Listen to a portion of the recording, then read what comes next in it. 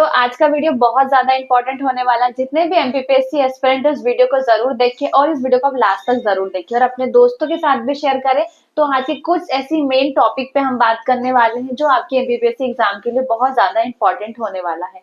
आप सभी लोग जानते हैं कि 16 फरवरी को आपका प्रीलिम्स का एग्जाम था और आपकी आंसर की भी आ चुकी, तो सभी ने अपने अपने मार्क्स देख लिए होंगे। आपको अलग अलग यूट्यूब चैनल पे अलग अलग तरीके से कट ऑफ बताया जा रहा है। आपको अलग अलग चीजें सजेस्ट की जा रही कि आप मेंस पढ़िए, प्रीलिम्स पढ़िए, इतना कट ऑफ है, आप मत करिए। तो सारी चीजें आपको देखने को मिली होगी। तो अभी हम दो चीजों पे बात करेंगे। अगर आपका नंबर 75 से ऊपर है तो आप मेंस की तैयारी में लग जाइए, और अगर आपको 70 टू 75 के बीच में अगर आपका नंबर है और आपको ऐसा डाउट है कि हमारा होगा या नहीं होगा, तब भी आप मेंस की तैयारी में लग जाइए। कोई भी चीज अगर आप करोगे तो उसका ऐसा तो है नहीं कि वो फिजूल में जाएगी, आपको कहीं ना कहीं आगे वो हेल्प मिलेगी। ठीक है, सभी के बीच में सबसे इंपॉर्टेंट पॉइंट होता है मेंस। ठीक है, आपको क्लासेस मिल जाएगी, आपको नोट्स मिल जाएंगे, बट इसमें तीसरी सबसे इंपॉर्टेंट चीज होती है वो आपकी मेंस आंसर राइटिंग को लेकर। बहुत सारे एस्पिरेंट ऐसे हैं जिनका कहना यह होता है कि हम पूरा मेंस का सिलेबस पढ़ लिया, या हमने कोई एक यूनिट पढ़ ली है, या पूरा एक पेपर कंप्लीट कर लिया, बट हमें चीजें याद नहीं रह पा रही है। हम चीजों को याद कैसे करें? अगर हमें याद नहीं रहेगा तो हम लिखेंगे क्या, और हमें परफेक्टली आंसर लिखना नहीं आ रहा है। ठीक है, तो मेंस आंसर राइटिंग को लेकर या मेंस की तैयारी करने वाले जितने भी स्टूडेंट है, सभी के साथ अलग अलग प्रॉब्लम देखने को मिलती है। ठीक है, और इन सभी के बीच में सबसे कॉमन प्रॉब्लम होती है मेंस आंसर राइटिंग को लेकर। और हमारे सेल्फ नोट्स हम कैसे बना सकते हैं, हम कैसे नोट्स बनाएं कि हम मेंस की आंसर राइटिंग भी कर सके और हमें चीजें याद भी रहे। ठीक है, तो बहुत सारे अलग अलग सवाल यहाँ पे, तो एक सोल्यूशन है कि हमें क्या और कैसे करना है, ये मेन पॉइंट है। ठीक है, तो आज के वीडियो में हम बात करेंगे हम कैसे मेंस की आंसर राइटिंग कर सकते हैं और जो चीजें हम पढ़ रहे हैं हम कैसे याद रख सकते हैं। ठीक है, इन चीजों के बारे में आज हम डिटेल में बात करेंगे। ठीक है, तो कुछ चीजें मैं आपके साथ शेयर करूंगी। अगर आपको ये सजेशन अच्छा लगता है तो आप इसको फॉलो कर सकते हैं, और इसमें कुछ चीजें अगर आपको एड ऑन करना है, कुछ हटाना है और फिर उसको फॉलो करना है, तब भी आप कर सकते हो। या आपका कोई नया प्लान हो या नई अभी तक आप फॉलो करते आ रहे हो, आप उसे भी फॉलो कर सकते हैं। और इसके अलावा मैं आपसे एक छोटी सी हेल्प चाहूंगी, जो भी सजेशन मैं आपको दूंगी उसमें कुछ और न्यू ऐड करना हो या आपका कोई फीडबैक हो तो कमेंट बॉक्स में आप जरूर शेयर करें, ताकि बाकी लोग की भी हेल्प हो पाए। ठीक है, तो मैं अपने साइड से कोशिश करूंगी जितनी आपकी हेल्प कर पाऊं मेंस आंसर राइटिंग को लेकर, वो चीजें मैं आपके साथ शेयर करूंगी। और ये चीजें मेरे अकेले की नहीं है, मैंने कई सारे टॉपर्स का वीडियोस भी देखे, टीचर्स के सजेशन भी लिए और पर्सनली टीचर से भी डिस्कस किया है, और जो स्टूडेंट तैयारी करे उनके साथ भी चीज डिस्कस की है। ठीक है, सबसे मेन बात आती है मेंस। सभी लोग जानते हैं मेंस का सिलेबस काफी ज्यादा बड़ा है। ठीक, उसको कवर करने में आपको काफी समय लगता है। आप चाहें कि प्रीलिम्स के जस्ट 3 महीने बाद हम पूरा मेंस कवर कर ले, ये तो इम्पॉसिबल है। ठीक है, तो क्या करना है हमें, अगर हम 2026 के लिए प्रिपेयर हो रहे हैं, 25 के लिए थोड़ा सा हम डिफरेंट चीजों को देख सकते हैं, वहां पे हमें टाइम कम है तो हमें चीजें अलग तरीके से प्लान करनी होगी। मेरे 26 में जो स्टूडेंट अपेयर होने वाले उनको लेकर हम बात करेंगे। 6 पेपर्स होते हैं आपके, सभी का अपना अलग अलग तरीका होता है पढ़ने का। ठीक, स्टूडेंट क्या करते हैं, सबसे पहले भागते हैं नोट्स की तरफ, हमें कोई नोट्स बता दीजिए। अभी तक उनको सिलेबस का आइडिया नहीं है, क्वेश्चंस कैसे आते हैं बिल्कुल आइडिया नहीं है, बट उनको क्या है कि हमें बुक लिस्ट बता दीजिए, हमें कौन कौन सी बुक किस सब्जेक्ट के लिए फॉलो करनी है, किसके बेस्ट नोट्स है, किससे पूरा सिलेबस कवर किया गया है। ये क्वेश्चन हमेशा सभी का होता है। तो ये तो सेकेंडरी चीज है, सबसे मोस्ट इंपॉर्टेंट है आपका सिलेबस। आपको आपके सिलेबस की बहुत अच्छे से नॉलेज होनी चाहिए, बहुत अच्छी सी चीज आपको डिटेल में पता होना चाहिए कि हमारी एग्जाम क्या पूछती है। सिलेबस के अकॉर्डिंग हमें पीवाईक्यू देखना है कि पीवाईक्यू में जो क्वेश्चंस आए हैं वो किस तरीके से आए। अगर हम हिस्ट्री उठा रहे हैं तो हिस्ट्री से कैसे क्वेश्चन बन के आए, अगर हम एमपी ज्योग्राफी पढ़ रहे हैं, इकोनॉमिक्स पढ़ रहे हैं, साइंस पढ़ रहे हैं, हिंदी या निबंध, कोई भी सब्जेक्ट अगर हम पढ़ रहे हैं तो एग्जाम में उसमें किस तरीके से क्वेश्चन पूछे गए हैं, यह एनालिसिस करना आपके लिए बहुत ज्यादा इंपॉर्टेंट है। अगर आप चाहें कि इसके बारे में भी हमें कोई पॉइंट टू पॉइंट चीजें बता दे, तो ये मेहनत आपको खुद करनी होगी, तभी आपको चीजें समझ में आएगी, आपकी अंडरस्टैंडिंग और बेहतर होगी। ठीक है, तो हर स्टूडेंट की अपनी अपनी अंडरस्टैंडिंग अलग होती है, तो हम किसी पर डिपेंड होकर चीजों को आगे नहीं बढ़ा सकते। हमें खुद इस पर डिटेल में और बहुत अच्छे से रिसर्च करनी होगी। तो ये दो चीजें आपको करनी होगी। इसके लिए सिलेबस का जो पीडीएफ है वो आपको स्टडी माई वे टेलीग्राम चैनल पर मिल जाएगा। अगर वहां नहीं मिलता है तो स्क्रीन पे नंबर शो हो रहा है, वहां पे आपको पूरा सिलेबस मिल जाएगा। सेकेंड चीज आती है पीवाईक्यू बुक। अभी आप सॉल्व वाली बुक पे ना जाए, आप कोई भी अनसॉल्व बुक ले सकते हैं। जैसे कि मेरे पास दर्पण की बुक है, अनसॉल्व है, और एक महावीर पब्लिकेशन की अनसॉल्व बुक है। इसके अंदर आपको 1989 से 2023 तक के सारे मेंस के क्वेश्चन पेपर दिए हैं, और ये दोनों बुक बाइलैंग्वेज है। 24 का इसमें ऐड नहीं है, वो आपको टेलीग्राम पे इसका पेपर मिल जाएगा। तो जो आपके पेपर्स हुए वो आपको टेलीग्राम पे अपलोड है, वहां से आप देख सकते हैं। ठीक है, ये हमने सिलेबस और पीवाईक्यू के हमने कॉन्सेप्ट हमारे यहाँ पे क्लियर हो गया। ये आपको अपने तरीके से इसकी अंडरस्टैंडिंग बढ़ानी होगी। यहाँ पे सबसे बड़ा सवाल ये होता है कि जो भी हम पढ़ रहे हैं हमें याद नहीं रह पाता और हम आंसर्स नहीं लिख पा रहे, ये सबसे बड़ा सवाल होता है। इसके बारे में आज पूरा वीडियो होने वाला है, हम डिटेल में रिसर्च करेंगे कि हम क्या और कैसे कर सकते हैं। ठीक है, अब ये जो सवाल है कि हमें चीजें याद नहीं हो पाती, तो उसका सोल्यूशन सबसे पहले हम देखते हैं। पूरे दिन में जो भी आप पढ़ रहे हो, सबसे पहले तो क्या करना है, आपको पूरे 6 पेपर का आपका शेड्यूल बनाना है कि मुझे कौन सा पेपर कैसे स्टार्ट करना है, कितने टाइम ड्यूरेशन में उसको कंप्लीट करना है, सोर्स क्या फॉलो करना है। ये सब चीजें हमें पहले से प्री प्लान हमारी होनी चाहिए। हमारी प्री प्लानिंग हो गई, फिर हमने पढ़ना शुरू किया। एग्जाम्पल के लिए हमने हिस्ट्री पढ़ना शुरू किया। हिस्ट्री से आपने सबसे पहला कोई भी टॉपिक आपने एंशियंट हिस्ट्री पढ़ना शुरू किया। हिस्ट्री में हमने पहला टॉपिक पढ़ा सिंधु घाटी की सभ्यता। सिंपल टॉपिक ही सबको पता होगा, मैं ऐसा एग्जांपल दूंगी जिससे कि सबको एक आइडिया हो कि हाँ ये टॉपिक है। अगर मैं बीच में कोई साइंस का या ज्योग्राफी का टॉपिक दे दूंगी, हो सकता है आपको ना समझ में आए। तो सिंधु घाटी सभ्यता आपने पढ़ा। ठीक है, आपको लग रहा है कि सिंधु घाटी सभ्यता पढ़ने में आपको 2 दिन लग रहे हैं, किसी को 3 दिन लग रहे हैं। ठीक है, हमें क्या करना है, हमें पूरे टॉपिक को 2 या 3 दिन, जितने भी दिन आपको लग रहे हैं, हमें उस टॉपिक के साथ साथ हमें पीवाईक्यू हमारे साथ लेके चलना। अब अपने सिंधु घाटी सभ्यता पे हमें रिसर्च करनी है कि किस किस तरह के क्वेश्चन पीवाईक्यू में बनकर आए हैं। आप जितने ओल्ड उठा सकते हो, जैसे कि इसमें दिया है 1989 से 2024 तक के जितने भी पेपर्स आए। अब हमें ये देखना है कि सिंधु घाटी सभ्यता से किस किस तरीके के क्वेश्चन बन के आए हैं। लगभग आपने निकाला 15 क्वेश्चन आपके निकल गए। ठीक है, 15 क्वेश्चन आपने पूरे पेपर में रिसर्च करके 15 क्वेश्चन आपने सिंधु घाटी सभ्यता से निकाल लिए। और आपको अपने नोटबुक, जो भी आप बुकलेट बनाओगे, उसके फ्रंट पेज पे ही लिख लेना है। ठीक है, जो आपका फ्रंट पेज है वहीं पे आपको उस टॉपिक को स्टार्ट करने से पहले, उसके पहले आपको पीवाईक्यू मतलब जितने भी क्वेश्चंस आए हैं वो हमें लिख लेना है। आपको पीवाईक्यू से 15 क्वेश्चन निकल कर आए हैं। अब एज ए स्टूडेंट हमें क्या करना है, अगर पूछा गया है कि सिंधु घाटी सभ्यता में महिलाओं की स्थितियों का वर्णन कीजिए, आप सिंपल क्वेश्चन आया, तो हो सकता है कि महिलाओं की स्थिति के बारे में पूछा, हो सकता है वहां की सामाजिक स्थिति के बारे में पूछ ले, धार्मिक हो, आर्थिक हो, या कोई और भी चीज आपसे पूछ सकती है। तो हमें क्या करना, उन 15 क्वेश्चन का एनालिसिस करके हमें और 10 क्वेश्चन बना लेना है। वो 7 नंबर में भी हो सकते हैं और 10 नंबर में भी हो सकते हैं। यहाँ हम अभी 2 मार्क्स की बिल्कुल बात नहीं कर रहे, क्योंकि 2 नंबर के क्वेश्चन तो आउट ऑफ सिलेबस भी हमें देखने को मिल जाते हैं, तो हमें उसकी तरफ अभी डिस्कस नहीं करना, वो हम बाद में करेंगे। हमारे मेन है 7 मार्कर और 10 मार्कर। तो हमने लगभग हमारे 25 से 30 क्वेश्चन हो गए।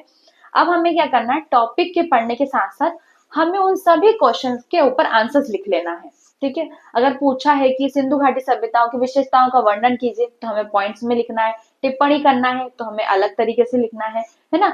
समझाइए, वर्णन कीजिए, तो हमें अलग तरीके से लिखना है। तो जो भी आपने 25 से 30 क्वेश्चन निकाले हैं, आप उनको एक आंसर फॉर्मेट में लिख लीजिए। एक टॉपिक से अगर आपने 25 प्रकार से आंसर लिख लिया, तो आप सोचिए वो टॉपिक कितना अच्छा हो जाएगा आपका। ठीक है, और हमें कॉपी फॉर्मेट वाली यूज करनी है, 7 मार्कर की और 10 मार्कर की। ठीक है, अगर वहां पे पूछा गया है कि सिंधु घाटी सभ्यता में सामाजिक स्थिति के साथ साथ वहां की आर्थिक स्थिति के बारे में बताइए, मतलब वहां का सोशल कैसा था और इकोनॉमिक पार्ट कैसा था, दोनों को कंबाइन करके पूछा गया है, तो आप उसको 10 नंबर में देख सकते हो।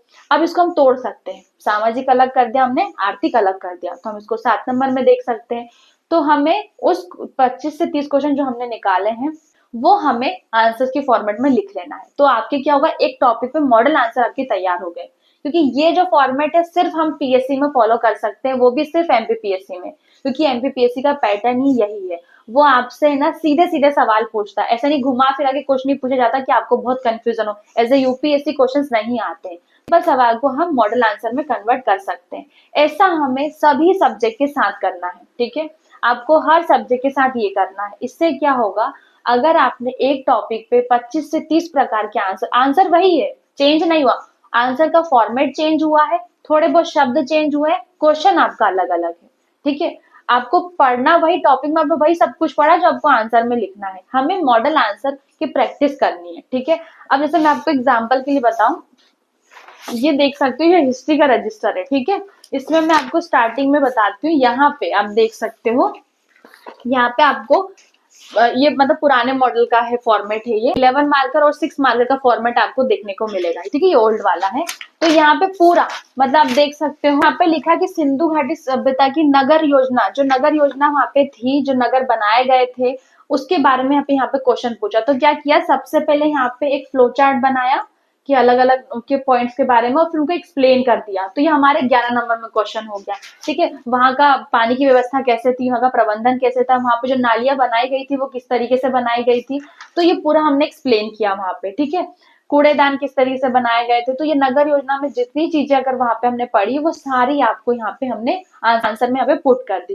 ठीक है, ये सिर्फ मैंने एग्जाम्पल दिया आपको, इसमें हो सकता है कि आपको बहुत ज्यादा टाइम जाए, पर हमें जब चीजें करना है तो हम बहुत अच्छे से और बहुत डिटेल में करें, ताकि जब हम एग्जाम दे तो हमें ये रिग्रेट ना हो कि मैंने ये चीजें नहीं की थी, आंसर राइटिंग में कमी करी, सेल्फ नोट्स बनाने में मैंने कमी करी, तो ये चीजें हो गई। तो यहाँ पे क्या हो गया, हमने 7 मार्कर और हमने 10 मार्कर के बारे में बात कर ली। अब बात आती है 2 मार्कर को लेकर। 2 मार्कर के लिए क्या करना, अगर हमने सिंधु घाटी सभ्यता को पढ़ा है तो जो कि फैक्चुअल डेटा है, सिंधु घाटी सभ्यता का जो भी फैक्चुअल डेटा है वो हमें 1 से 2 पेज में लिख लेना है। कोशिश करो कि उसको 1 से 2 पेज में लिखो, तीसरा पेज ना करना, हमें बढ़ाना नहीं है।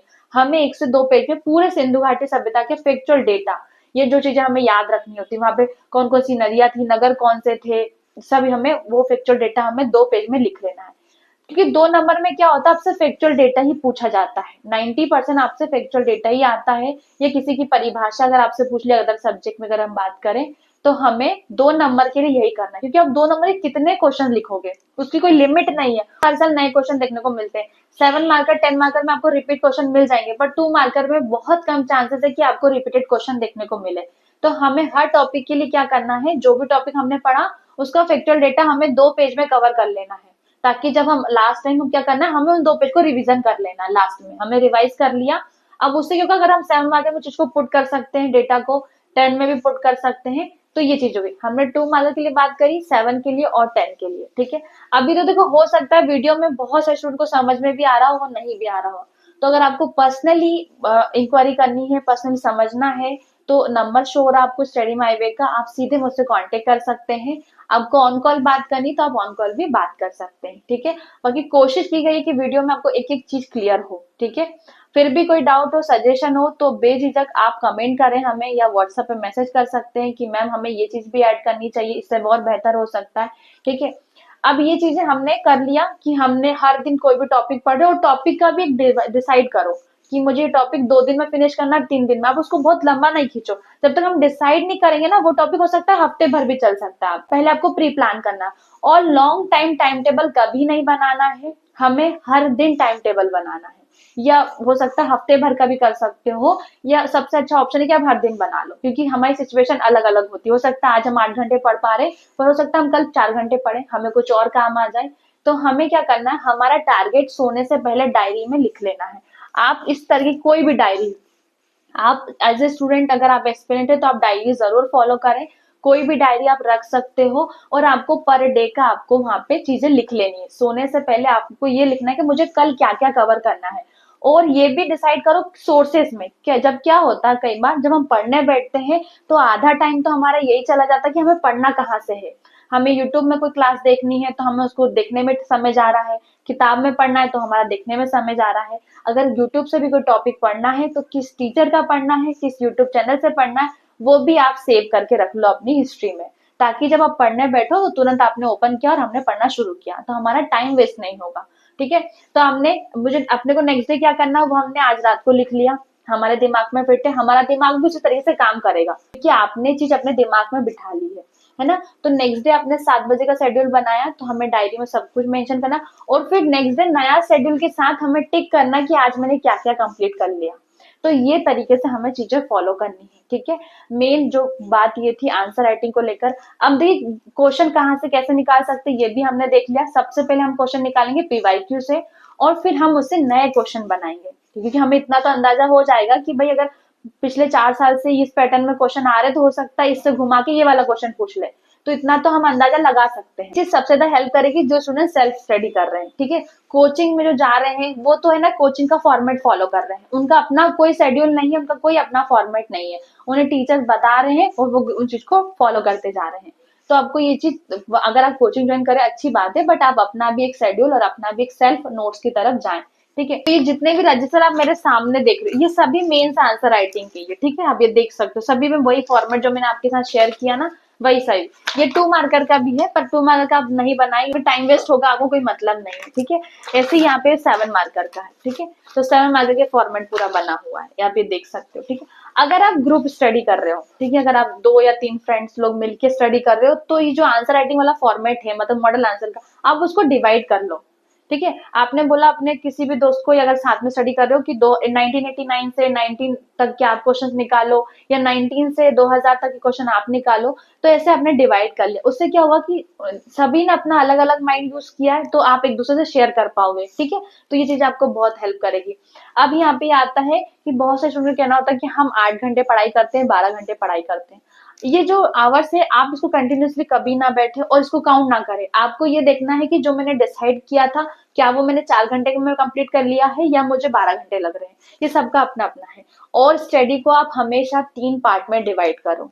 पहला आपका मॉर्निंग वाला शेड्यूल, आफ्टरनून का और इवनिंग का, और नाइट का शेड्यूल हमेशा हमें आंसर राइटिंग को देना है। जो भी हमने पूरे दिन में पढ़ा, हमें उसका रिवाइज करना और आंसर राइटिंग में देना है।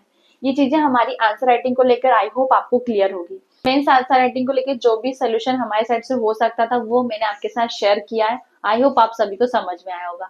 अब इसके साथ साथ भी कई सारी प्रॉब्लम स्टूडेंट के साथ होती है, कई सारे क्वेश्चंस होते हैं, जैसे कि हम जो भी पढ़ रहे हैं उसको हम कम टाइम में रिवीजन कैसे करें, हमें सेल्फ नोट्स बनाना चाहिए या नहीं, बुक लिस्ट हमारे साथ शेयर कर दीजिए, है ना। तो कई सारे ऐसे क्वेश्चन है जिसके बारे में आने वाले वीडियो में हम स्टेप टू स्टेप बात करेंगे। आपको सिंपल प्रोसेस क्या करना है, हमारे यूट्यूब चैनल को आप सब्सक्राइब कर लीजिए, ताकि आपको आने वाले वीडियो का नोटिफिकेशन मिल जाए।